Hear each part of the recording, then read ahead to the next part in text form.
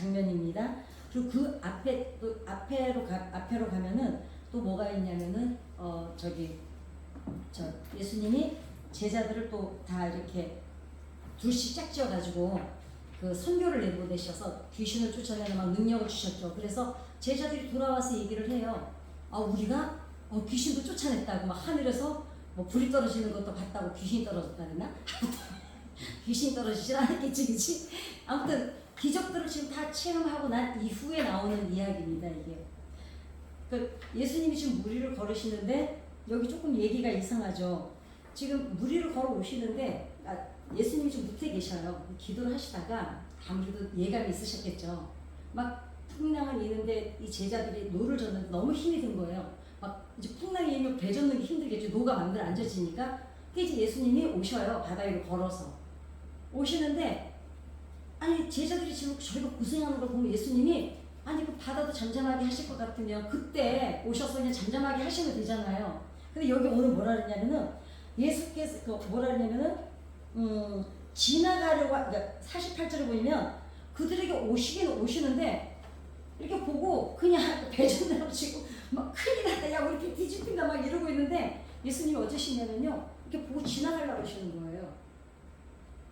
희한하잖아요. 그러니까 지나가려고 하시는데 제자들이, 근데 또 제자들은 예수님을 보고 뭐라냐면, 야 여기 성경은 유령이라지 귀신이다 그러는 거야, 우리나라 말로 하면. 그런, 네. 그러니까 이제 학자들은 왜 예수님이 이때 그 고생하는 걸 보면서 그냥 지나가려고 하셨을까? 이상하다. 그럼 우리는 그냥 그동안 그냥 그런가 보다 했는데, 그러니까 이제 학자들이 막 연구를 해본 거예요. 야 이게 그냥 신의 현현, 그러니까 왜 하나님에게 나타나셨다가 가시는 거예요. 그게 누구에서 그러냐면 모세에게 나타나실 때 그 광야에서 반석에서 물 낼 때 반석에서 지나가셔요. 그걸 이제 신의 현현이라고 그러거든요. 잠깐 내려오셨다가 여기 오셨다가 가셨다가, 그 다음에 이제 엘리야가 죽기로 간 걸 때 그 사막에서 걸어서 가니까 여호와의 산에 도착했는데, 그때도 어떻게 하십니까? 그냥 그 엘리야를 동굴에서 나오라 그래가지고 막 바람 부는데 서 있으라고 하나님이 지나가셔요. 그러니까 아마 예수님도 이때 그냥 신적인 현현을 하신 게 아니냐, 학자들이 이제 이렇게 해석도 하는데 말 같지도 않잖아요, 그죠? 그러다 보니까 이제 여러 가지 이제 했는데, 그런데 마태복음 14절 28절에 보면 베드로가 대답하여 이르되 주여 만일 주님이시거든 나를 명하사 무리로 오라 하소서 하니 오라 하시니 베드로가 배에서 내려 무리를 걸어서 예수께로 가되. 자, 예수님이 이렇게 본다면은 예수님이 무리를 걸어서 오라 할 때 가잖아요. 근데 어떡합니까? 이는 예수님께서 제자들에게 무리를 걸어오시기를 원하셨다는 직접적인 증거가 된다. 그러니까 그냥 나타나려고 하신 게 아니라 나 신이야 그리고 신일 등장이고 지나가는 게 아니라, 예수님은 그냥 거기에 나타나셔서 제자들이 무리를 걸어오라 하실 때 이 아이들이 아니지, 제자들도 자기와 같이 그렇게 걸어오기를 원하셨다는 거예요. 그게 이제 이 마태복음에 베드로가 걸어온 게 증거라고 합니다. 따라서 마가복음에서도 예수님께서 제자들이 무리를 걷기 원하셨음을 유추할 수 있다 이겁니다. 이제 예수님 보고 야 귀신이다 이러지 말고 차라리 예수님 앞에 걸어올 수도 있거든요. 왜 올 수가 있냐면 이게 올 수가 있는데 안 한 겁니다. 왜냐? 바로 직전에 뭔 기적을 체험했어요? 오병이의 기적을 눈으로 봤어요. 그렇잖아요. 무리를 걷는 건 어떻게 또 있잖아. 걸었다 쳐. 근데 오병이어는 이건 사람의 힘으로 절대 될 수 없는 일을 제자들이 자기네가 좀 띄어서 줬거든요. 뻔하잖아요. 아니 떡이래 봤자 뭐 요만한 거 5개, 물고기 2마리 뻔하잖아요. 근데 이걸 지금 제자들이 떼어서 나눠줬거든요. 그것도 5천에 여자는 빼고 아예 빼고. 근데 그 기적을 체험한 직후예요 이게. 그 기적을 행하시고 예수님을 기도하러 가시고 니네는 먼저 건너가라 그랬거든요. 그런데 그 기적을 보고 어떻습니까? 돌아서고 잊어버리니까 돌아서요. 그러니까 한마디로 얘기하면 그냥 그때는 와 그래. 교회 와서 은혜 받고 말씀드릴 때는 와 할렐루야 이러고 문 앞에 나가면서 이미 잊어버려. 예, 물로 이렇게 쏟는 거예요. 그러니까 예수님께서는 어쩌면은 이 사람들을 훈련하고 싶으신 게 아니었을까. 왜냐? 예수님께서 제자들을 떠나 산에서 홀로 기도하셨어요. 그리고 제자들이 폭풍을 만난 것은 예수님 없이도 하나님 나라의 능력을 행사해야 하는 그들의 사명을 시험하는 과정이었다고 어떤 학자들도 설명을 하기도 해요. 근데 어쩌면 틀린 말은 아닌 것 같아요. 한번 어떡하나 얘네들이 과연 감당할 수 있을까 없을까. 왜냐하면 하나님께서 살아보니까 어떠세요? 하나님 앞에 기도하실 때 어떤 때는 하나님이 두고 보실 때가 있어요. 그렇지 않나요? 이게 지금 내가 기도를 해보면 알잖아요. 기도하면 하나님이 지금 내 기도를 들으신다는 확신이 있는데 문제는 해결이 안 되고 그대로 있을 때가 있어요. 그럴 때 보면은 하나님도 두고 보시면서 때를 기다리실 때가 있더라는 거죠. 그때는 여러 가지가 있습니다. 시대의 때를 기다릴 수도 있고 나의 때를 기다리실 수도 있고 하나님의 때를 기다리실 때도 있습니다. 예수님께서 제자들이 무리를 걷기 원하셨다는 것은 단순하게 그러니까 걷기를 원하신 거는 니네들이 한번 기적을 체험해봐라 이 관점이 아니라는 거죠. 뭐냐면 믿음과 순종의 훈련을 필요로 하셨다는 거예요. 왜냐? 베드로가 믿었을 때는 걸었잖아요. 무리를. 그렇죠? 그리고 오라고 하니까 베드로가 바다에다가 발을 들여놓는 거는 순종이었잖아요. 순종하니까 믿음이 나타난 거거든요. 예수님이 그냥 여기서 지금 배전을 아니 상상을 해보세요. 지금 막 배가 뒤집힐 것 같아서 막 아우성을 치고 있는데 예수님이 무리로 걸어오시더니 그냥 쑥 지나가시는 거예요. 그러니까 한번 너희들이 한번 어떡하나 좀 전에 봤잖아. 오늘 낮에 지금은 밤이고 그런데도 돌아서니까 기적이 뭐가 없어 지금. 마가복음 6장 52절에 그들이 그러니까 마지막에 뭐라 그랬습니까? 52절에 이는 그들이 그 떡 떼시던 일을 깨닫지 못하고 뭐라 그래요? 도리어 그 마음이 둔하여졌다는 거예요. 낮에 그렇게 보고도 몇 시간 지났다고 이미 마음이 둔해져서 기적 따위는 잊어버리는 거예요. 그래서 그 마음이 둔하여졌다라는 표현은 제자들이 예수님의 기적을 단순히 놀라운 사건으로만 보고 우와 이렇게만 보고 그 의미를 온전히 깨닫지 못했다는 것을 보여주는 사건이 무리의 사건이라는 거죠. 즉 예수님께서 무리를 걸으셨을 때 제자들도 그분처럼 믿음으로 행동해 했지만 그들은 여전히 두려움과 의심 속에 머물러 있었던 겁니다. 이와 관련해서 마태복음에서는 베드로가 무리를 걸어오다 물에 빠지는 장면이 등장을 하는데 믿음의 연약함이 어떻게 작용하는지를 보여주고 있는 사건이죠. 왜냐? 즉 믿음이 유지될 때는 기적적인 체험을 할 수 있었어요. 베드로는. 그죠? 근데 어떻게 했어요? 의심이 들잖아요. 내가 걷는다. 근데 내가 왜 걷지? 이렇게 그냥 그대로 바다에 빠져버리는 겁니다.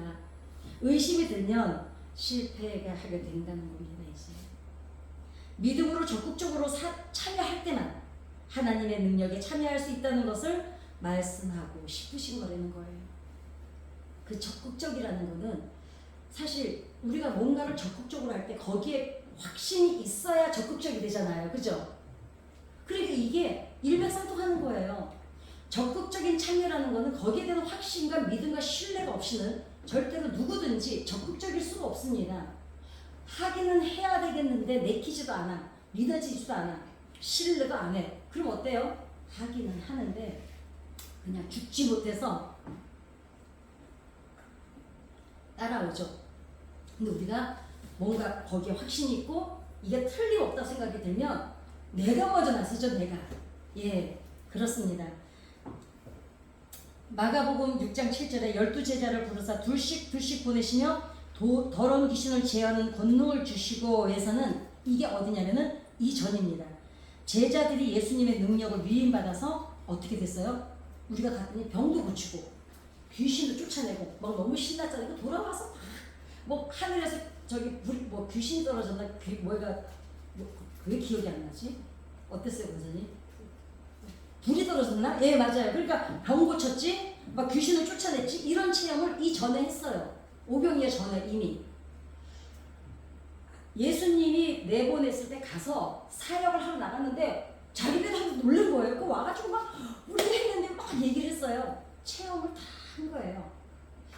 예수님이 괜히 무리를 걸어서 그냥 지나가신 게 아니라 어쩌나 보신 거예요. 왜냐? 이전에 이미 봤으니까. 이미 자기네가 귀신도 쫓아내 봤고, 이미 베드로가 걸어도 봤고, 베드로 이전인지 이후인지 모르겠네. 어찌됐거나 하늘에서 불이 떨어지고 어두운 영이 귀신 쫓겨나는 걸 봤습니다. 그러니까 예수님은 이때는 어떠셨겠어요? 또 보신 거예요. 그런데 예수님 보고 뭐라 해요? 야 귀신이다! 이런 거예요 이제. 그런데 풍랑이 있는 바다에서 그 능력을 어때요? 사용하지 못하고 두려움에 머물러 있었다는 게 예수님 편에서 보면 슬픈 일이었던 겁니다. 왜냐하면 제자들은 예수님의 사역을 보고 체험했음에도 막상 스스로 그 능력에 동참하는 것을 어려워했죠. 그러나 예수님은 제자들의 사역에 적극적으로 참여하기를 원하셨습니다. 이는 제자들이 단순한 가르침을 배우는 게 아니라 예수님의 길을 따르고 동일한 능력을 경험하는 과정이었잖아요. 왜냐? 너희도 나와 같이 똑같이 할 수 있을 거라고 예수님 말씀하시잖아요. 그리고 적극적으로 참여한다는 거는 거기에 확신이 있을 때 하거든요. 그러니까 적극적이지 않다는 거는 안 믿는다는 거랑 똑같은 거잖아요. 그래서 마가복음의 무리를 걷는 사건은 단순한 기적이 아니라 제자들이 예수님의 능력에 너희도 같이 동참해라. 왜냐? 그 전에 계속 좀 조금씩 훈련을 시켜봤는데 또 안 되는 거예요. 예수님께서 기적을 보여주신 무리를 걸으신 게 아니고 이제 제자들이 내가 무리를 나 이번에 또 기적 행할 거야. 그래가지고 예수님이 자기 기적 행하는 거 보여주려고 하신 게 아닌데 제자들이 결국 그냥 예수님을 귀신 취급하고 안 따라옵니다. 그래서 뭐라 그래요? 믿음은 지식이 아닙니다. 그죠? 믿음은 실천을 통해서 증명되어야 하는 게 믿음이라는 겁니다. 근데 사람이 행동을 하기 위해서는 뭐가 있어야 돼요? 자기 확신이 없으면 행동을 안 합니다. 그러니까 순종이라는 거는요, 그냥 나오는 게 아닙니다. 그죠? 그거 순종해야죠. 그 순종을 하기까지 남들이 볼 때는 그냥 뭐 권사님이니까 순종하시지 장로님이니까 순종, 그게 아니에요. 그럼에도 불구하고 적극적인 참여가 있다는 거는 내게 확신이 있다는 거거든요. 그래서 제자들은 수많은 기적을 그동안 봤습니다. 그리고 심지어는 귀신을 쫓아내고 병을 고치는 능력까지 행해봤어요. 아니 본인들이 해봤어요. 안 해본 게 아니에요. 옆에서 예수님이 행하시는 기적을 보기도 했지만 자신들이 나가서 행해보기도 했습니다. 신앙생활이 머리에만 있고 실제 삶에서는 믿음의 도전을 하지 못하는 것과 같은 맥락이니, 그러니까 어떻게 할까요? 평안할 때는 자신의 믿음의 척도를 알 수가 없습니다. 대부분 다 어떠셨어요? 살아오시면서 내 믿음을 내가 언제 확증해요? 본인이 정말 일을 딱 겪었을 때 내가 이 정도였어를 깜짝 놀랄 때가 있어요. 정말 이 정도 일을 겪으면 내가 못 견딜 줄 알았는데 그거 겪어내는데 저도 저를 보면서요 기특할 때가 진짜 한두 번이 아니었어요. 닥쳤을 때 그때 비로소 본인이 본인 믿음 확증을 합니다. 고난이 올 때 믿음으로 행동하지 못하고 불안과 두려움에 빠질 때가 있습니다. 제자들이 무리를 걷기 원하셨던 것처럼 우리에게도 오늘날에도 여전히 예수님은 도전하라고 말씀하십니다. 기도는 엄청나게 하는데 기도만 해놓고 행동하지 않는다면 믿음의 핵심을 놓친다는 거죠. 저는 제일 안타까운 게 제가 이제 하나님이 우리가 사실 신앙생활 오랫동안 했잖아요. 하나님이 우리를 사랑하신다는 걸 우리는 항상 말하잖아요. 그리고 하나님이 이 세상을 왜 창조하셨는지도 알잖아요. 예수님이 왜 돌아가셨는지도 알잖아요. 그런데 행복하지 않아요. 근데 여러분 진짜로요. 행복하지 않은 그리스도인이 너무 많아요. 너무 많아요. 자, 오늘 이 이야기는 본인들이 한번 집에 돌아가셔서 다시 한번 생각해 보시기 바랍니다. 왜 행복하지 않을까? 마땅히 나는 내 존귀함이 내 스스로가 내가 얼마나 존귀한지를 알아야 됩니다. 자존감이라는 건 자기 존중감하고 내가 어떤 일을 잘하고 못하면 요즘에 이제 메타인지라 그러거든요. 메타인지가 뭐냐면 그 얘기는 길어지고 자기 존중감은 내가 소중한 것을 아는 것과 나에 대한 효율성을 아는 거거든요. 이게 자존감이거든요. 이게 곧 뭐예요? 내가 소중한데 나는 무엇을 잘할 줄도 알아. 그리고 못하는 것도 있어. 그래서 이 못하는 건 괜찮아. 나 잘하는 것도 있으니까. 그러면 어떻게 해요? 그런 사람들은 다른 사람과 나를 비교할까요? 안 하죠. 나는 이걸 잘해. 쟤는 저걸 잘해. 근데 비교 대상이 아니니까 내가 꼴리지를 않는 거예요. 나에 대한 효율성이, 나에게 어떤 효율성이 있는지를 아는 것이 자존감입니다. 그렇기 때문에 나는 얼마든지 소중하다는 거. 그러니까 몇 가지만 내가 할 줄 아는 그것만으로도 나는 충분해. 나 이 정도면 충분해. 그리고 자기를 존중하게 되겠죠. 나를 누군가와 비교하지 않겠죠. 비교한다는 건 내 안에 열등의식 때문이거든요. 그리고 누군가의 말에 내가 흔들려. 왜? 내가 심지가 약하니까. 그런데 자, 예수를 믿어요. 하나님이 이 땅을 창조하시고 6일째 된 날 우리를 이 어마어마하게 잘해놓고 우리를 이제 내 새끼들이 마음껏 누리게끔 해서 창조를 하셨어요. 그것도 모자라서 목숨까지 버려요. 그런 존재예요, 우리가. 얼마나 우리가 어떤 존재인지. 그런데 예수를 믿는데 행복하지 않다? 이거를 아는데 안 행복하다? 그럼 엄밀히 따지면 믿음일까요? 불신일까요? 불신입니다.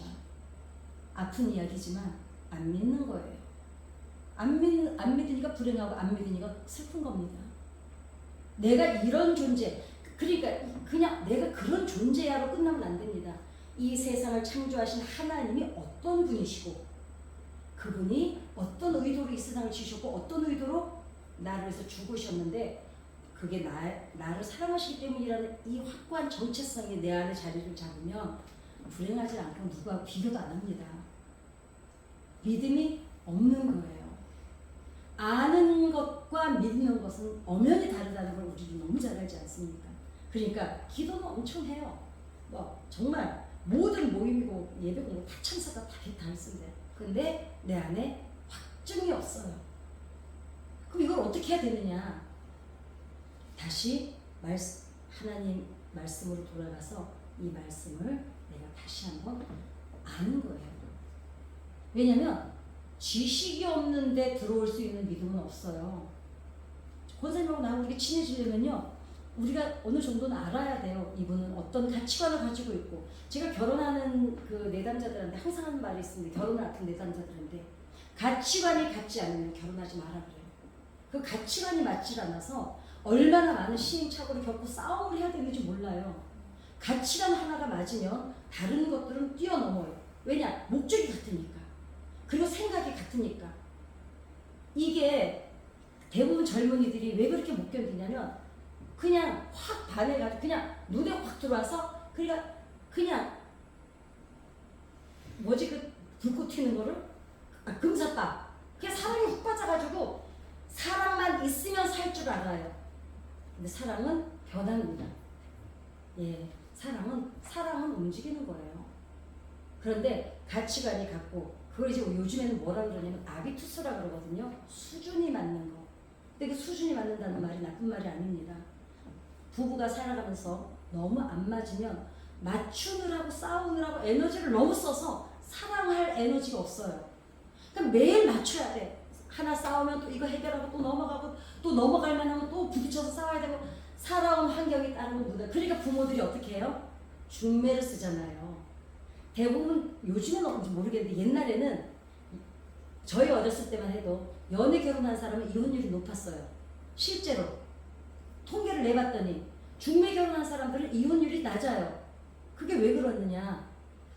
남녀는 붙어있다고 사랑 생기거든요. 아니 대부분 사랑이 왜 빠져요? 너무 자주 보다가 사랑이 빠지는 거 아니에요, 그죠? 진짜예요. 남자 여자는 붙어 살면 사랑하게 돼요. 그런데 사랑했지만 너무 가치관이 안 맞으면 사랑이 오히려 그것 때문에 사랑했던 조건 때문에 미워해서 헤어집니다.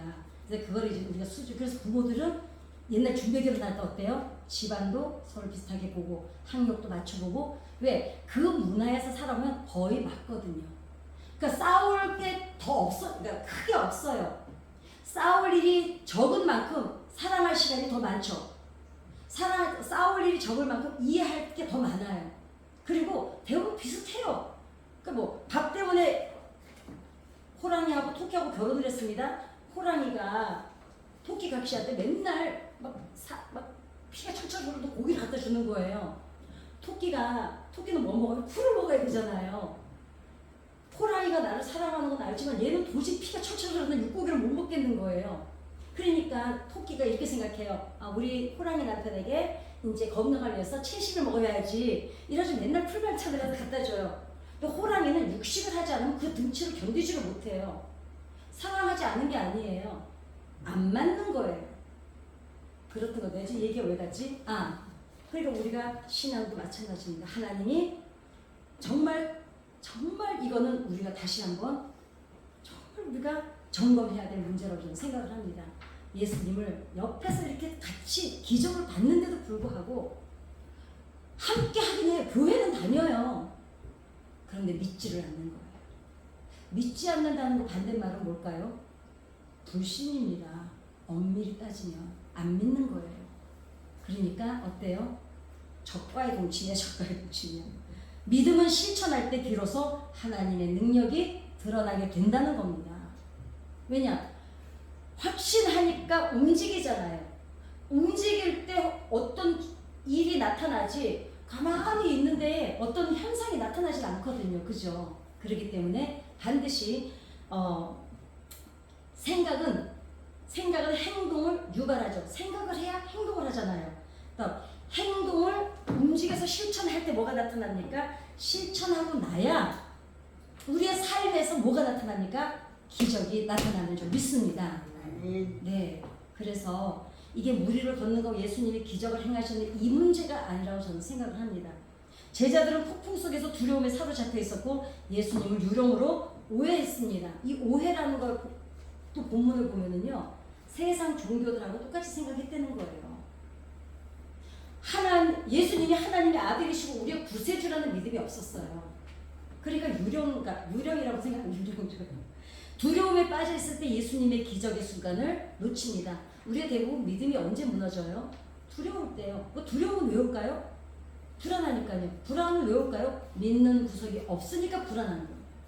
그게 다 이치가 그렇게 가는 겁니다. 두려움 때문에 하나님의 능력마저도 놓칠 때가 너무나 많다는 겁니다. 그래서 기적은 수동적일 때는 경험할 수가 없다는 겁니다. 무리를 거는 예수님을 바라보기만 했을 때 제자들은 아무것도 할 수 없는 무력한 사람들이었습니다. 근데 어때요? 성령의 충만함을 받았을 때 비로소 삶에서 기적이 일어나기 시작하는 거예요. 근데 여기에 비밀이 있습니다. 물론 비밀까지는 아닌데 성령이 임하였다고 해서 기적을 나타나는 건 아니죠. 기도했어요. 게세우스 매일 기도하시잖아요. 기도했습니다. 성령이 임했습니다. 그리고 무엇을 했냐면 나가서 행동하기 시작했다는 거죠. 그래서 삶에서 기적은 언제 나타난다고요? 움직일 때. 그래서 움직이는 저와 여러분이 되기를 기도합니다. 저는 항상 그 얘기를 해요. 그 정주영 씨가 하셨다는 말씀. 유난히 사실은 똑똑한 사람들이 비판적인 얘기를 많이 합니다. 왜 그럴까요? 똑똑하니까. 네, 너무 똑똑해서 너무 아는 게 많아서. 그리고 예측을 정확히 해요. 똑똑한 사람들은요 정확히 계산해서 정확히 예측을 합니다. 그러니까 안 된다는 일이 더 많아요. 이 세상에는 되는 일이 더 많아요? 안 되는 일이 더 많아요?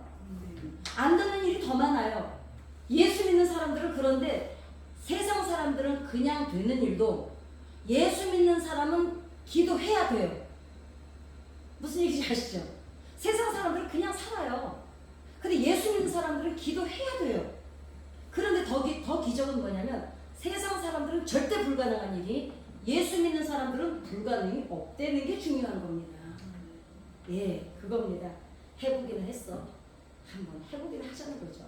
하고자 하는 사람은 방법을 찾고 하기 싫은 사람은 뭘 찾는다고요? 이래서 안 돼, 저래서 안 돼. 그 일은 내가 예전에 해봤는데 그건 안 돼. 해봤어 그거 다.